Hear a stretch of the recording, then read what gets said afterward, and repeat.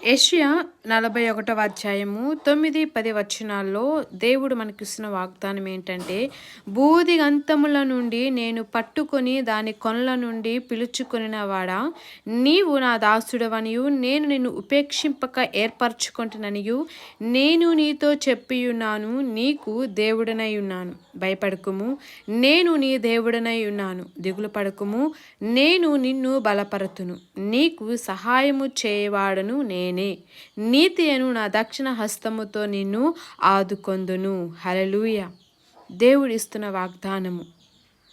ఒంటరిగా ఉన్నప్పుడు, నలుగురిలో ఉన్నప్పుడు, మనం ఎక్కడ ఉన్నా మనము భయపడకూడదు. ఎందుకంటే ఆయన మనకు తోడుగా ఉన్నాడు. ఆయన మనకు తండ్రిగా ఉన్నాడు. ఆయన మనల్ని బలపరుస్తూ ఉన్నాడు. మనకు సహాయము చేస్తూ ఉన్నాడు. నీతి అను తన దక్షిణ హస్తముతో మనల్ని ఆదుకుంటూ ఉన్నాడు. హల్లెలూయా.